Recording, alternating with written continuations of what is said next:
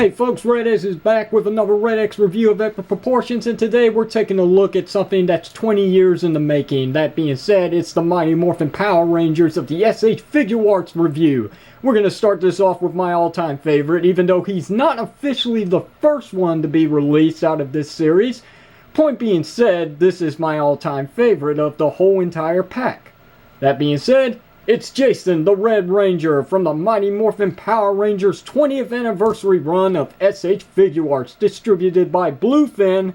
And special thanks goes out to Image Anime for sending me this awesome figure to review for you guys today. So, we're going to go ahead and get the box out of the way, because this is a very nice looking box. Very nice. Many people were afraid that this was just going to be the same box that was given off with the Japanese counterpart being the Zoo Rangers. I look at all this. I mean, there is nothing that you can complain about here. Well, okay, you can complain about the price of these figures being 40 bucks a figure, but you know what? 20 years, well worth it. It's well worth it, especially with the figures that we've been getting recently coming from Bandai America being about, about this size. I can deal with it, and I'm sure you guys can deal with it. This is amazing. Just the box itself is so cool. Very collectible as well. Look at that. Look at that Mighty Morphin Power Rangers logo in there. Yeah, that's nice. It actually says Red Ranger rather than Tyranno Ranger, which is cool. Even though the prototype that was shown back at Toy Fair actually did say Tyranno Ranger on this packaging, it's nice that they went back to fix that, because it really just would not work with the American audience. It just would not work. Let's be honest. It just wouldn't, would it? Anyway, nice Mighty Morphin Power Rangers logo. The actual Mighty Morphin Power Rangers logo used during the 1993 series, which is, still to this very day, the best Power Rangers series out there.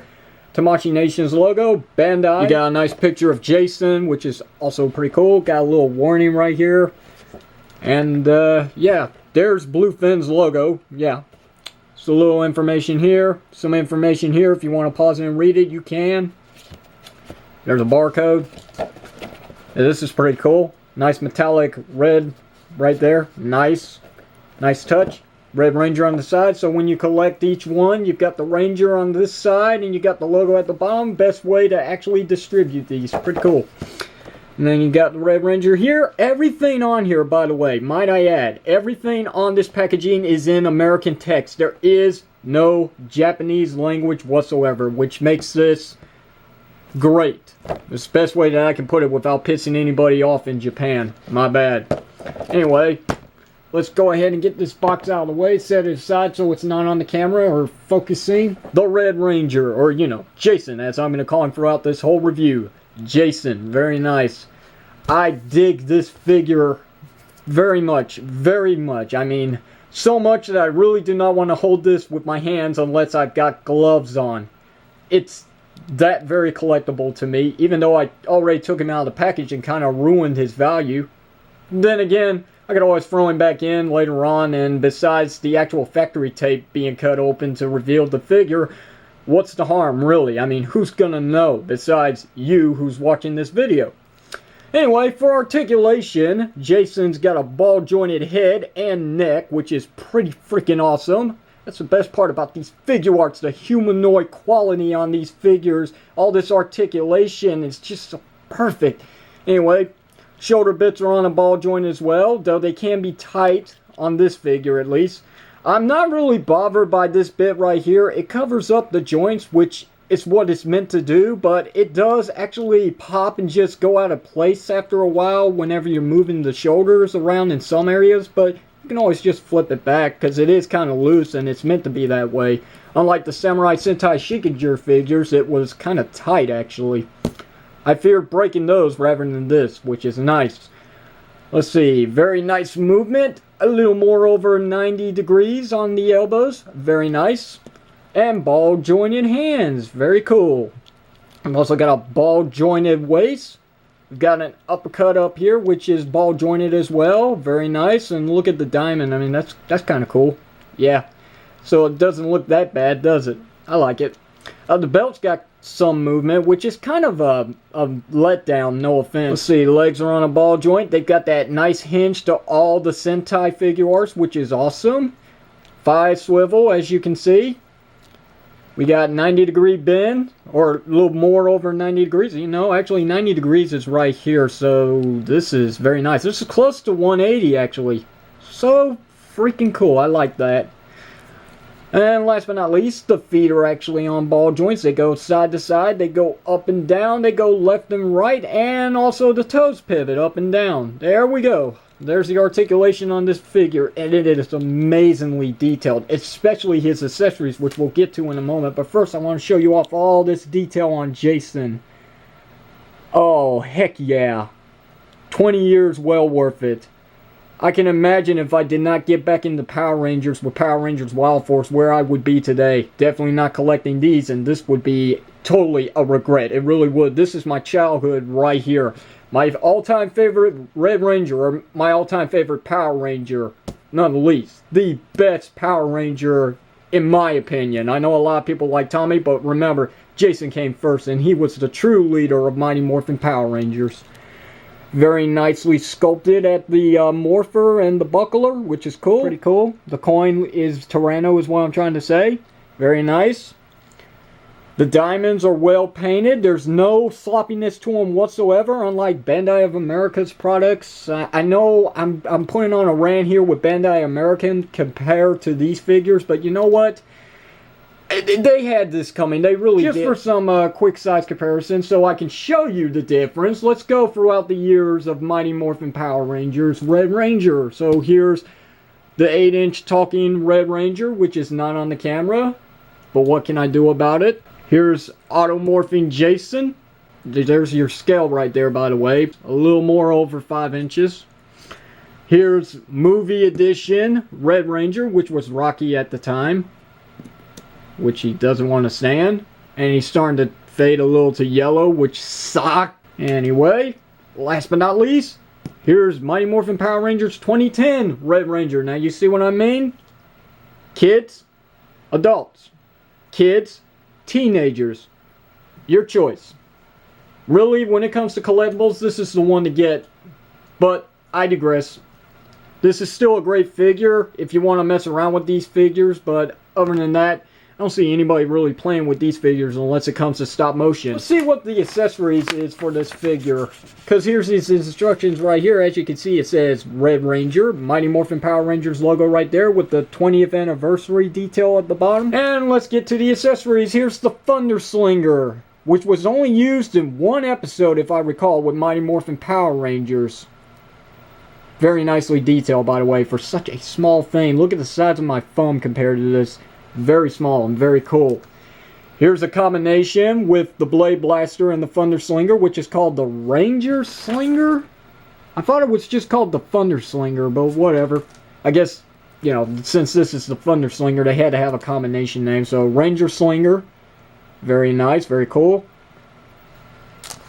And here's the, what's it called? Hold on a second. Ranger Sword. Because they just can't call it the Blade Blaster for some reason.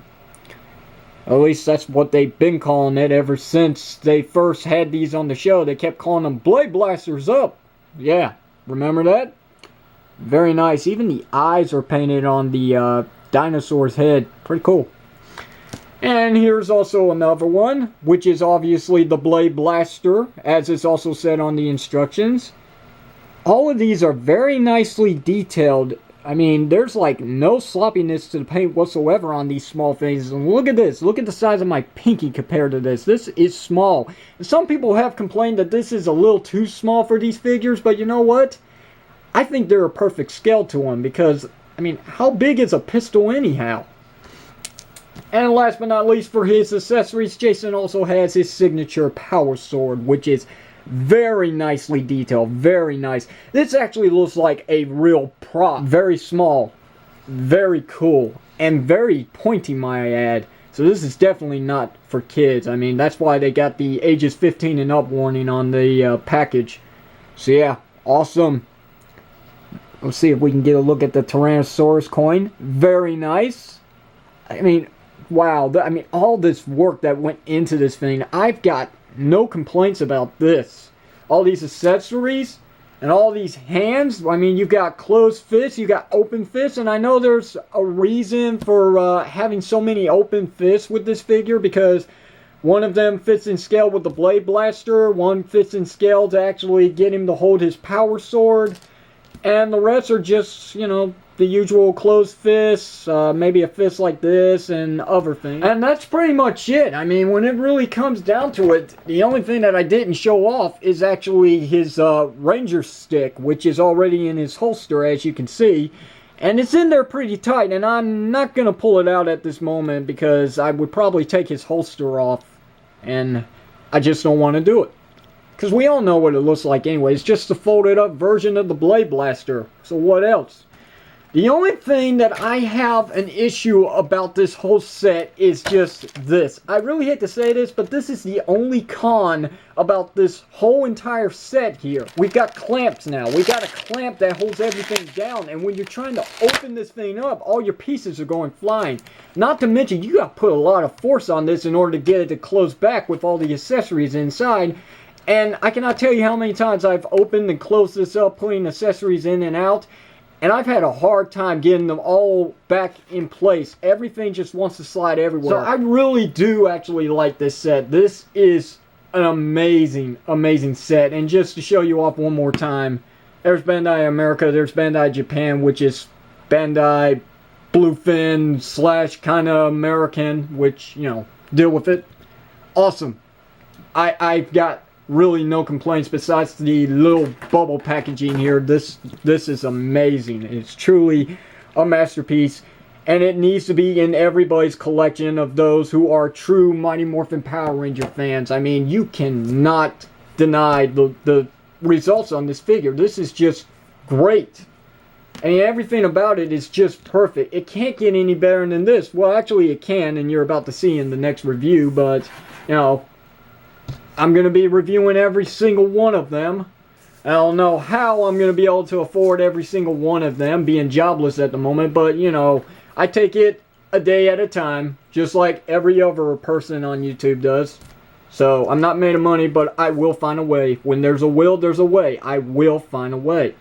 Besides, I got that big review coming up soon, which I'm not going to go into detail about. You'll just have to wait and see.